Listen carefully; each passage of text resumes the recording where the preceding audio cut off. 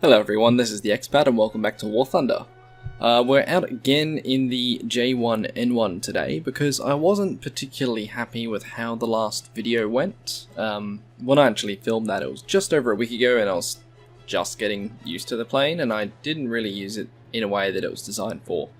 And it made for a kind of pretty poor experience, so here's a video of me actually using the plane primarily as intended. Like, I kind of make a few rookie mistakes still, but I'd like to think that I've done a lot better.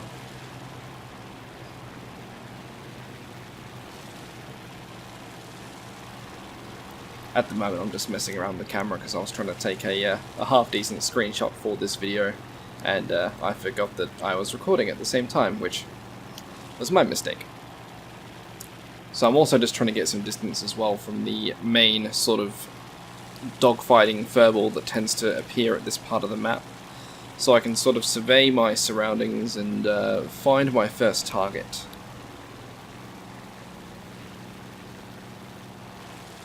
Because one of the main things you need to use to your advantage with this aircraft is altitude, I found. Obviously being a heavy fighter that probably goes without saying, but you know, when you're still getting used to the game, yeah, it's something I kind of had to figure out for myself. The thing cannot turn fight. Like, if you try and turn fight in this plane, you will probably die against all but the simplest of opponents. So, and here we go. Target number 1. Now, admittedly, this probably wasn't the best idea to attack it directly from behind. However, he quickly makes the mistake of banking around to the right, and that exposes his entire profile to my guns, which makes for a pretty easy kill. And there he goes. I just keep my eye on him just in case the fire goes out, but it doesn't. His wing snaps off and off he goes, shooting off, randomly trying to hit one of my allies there, but with no success. I debated for a split second whether or not to go for the other dude that was going for the boats, but he was being occupied with another one of our teammates, so I decided to go for the Kai-27. Unfortunately, I do not get this kill because my accuracy is still leaving much to be desired. I don't know whether it's just the fact that I'm still very new, or the mouse sensitivity is up maybe too high or too low, but I just still find it really difficult sometimes to land a shot. Yeah, oh, Jesus Christ, bloody hell. You had to go and do it, didn't you? Right, yes, well done. Good, no, just go, sit down, lie down, there, adequate. Apologies for that, that was my cat knocking over something I had to attend to quickly. Not the most professional way to do a video, but I live in a small apartment and she gets bored, and so she decides to attack things when she's disgruntled. Like my water bottle, for example. Very menace. So we decide here to have a crack at the other A20G, and he decides very, very, very happily to sort of turn and sort of present a profile. Unfortunately, he is at a bit of a distance. We have to burn off some energy to catch up with him, and then proceed to miss most of our shots as we try and kill him anyway. And this leads us on a bit of a merry pursuit here, and I probably honestly should have broken off from this and circled around, kept my altitude up, and gone at him again from another angle, but I decided to be stubborn and just follow him down, all the while exposing myself to his rear gunner fire. Again, another mistake.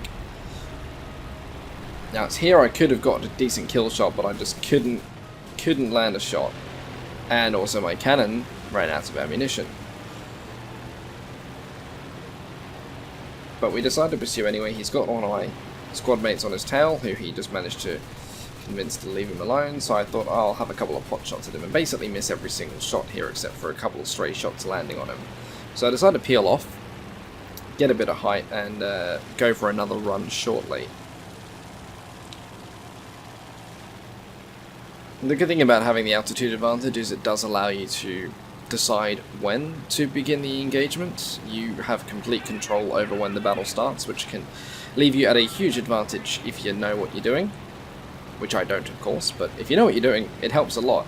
Now here, for some reason, I managed to get 2 kills very quickly. So I kill this dude here in the A20, and then all of a sudden I get a second kill for a lag 3. I have no idea what that was. I don't know whether or not a stray shot had hit another person or whether or not my gunners had picked him off without me noticing, but yeah, it was like 2 kills in the space of 3 seconds, and I still have no idea what's going on. I need to have a better look at the replay if I'm honest.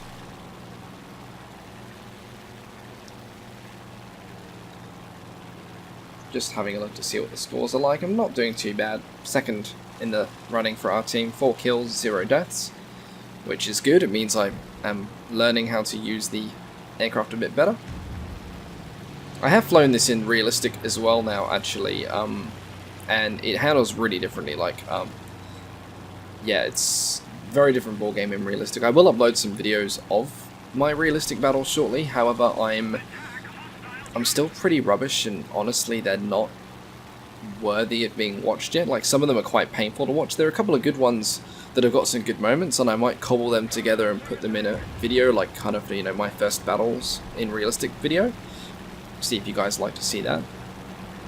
Now here we are deciding whether or not it's worth it to take out a Kai 10, knowing our history of not landing many shots. I go for it anyway, and yeah, see, yeah, I get a hit or two in, but don't get it, and he pulls away and I overshoot completely. Which is okay, because it puts me in the path of the P400, and I have a crack at him as well. Unfortunately, that goes even worse, and I don't get a single shot on him. And I've used up all my cannon ammunition yet again. So I think the main thing we can all agree on here is I need to work on my accuracy above everything else. In terms of tactics and, you know, learning when to disengage, when to engage, when to use altitude, I'm getting the hang of that. It's just that my accuracy is shit. Like, I just, yeah, I don't know. I'm gonna fiddle around with some settings and see if that helps at all. I might pull out the joystick again and have another go at that, but I really struggled, actually, weirdly, with the joystick compared to the mouse, which was a big surprise. And we got 1 hit on that dude, but yeah, wasn't a very good show of armor. And now we're full under attack because, unfortunately, I think some of the other people are getting a bit sick of me jumping in and shooting them, so they decided to take matters into their own hands.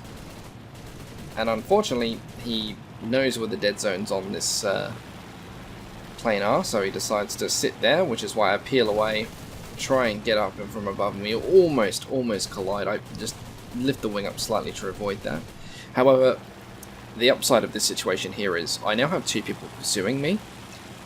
They could actually be better used attacking our ground units. Like, we're basically going to win this game anyway, but I think the reason we won mainly was because a lot of planes were too busy attacking each other rather than actually focusing on the objective of the mission, which was to destroy the ground units.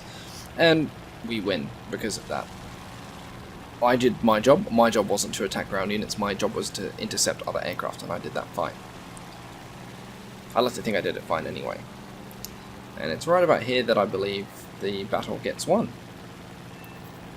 Yep, there we go. So yeah, I just thought I wanted to show a quick video of how I actually learned to fly the J1M1 a bit better than last time. We'll be back soon with another video, this time of some of my first tank battles. So if you're keen to see that, stick around. Once again, this has been the Expat. Thanks you very much for watching, and I'll see you next time.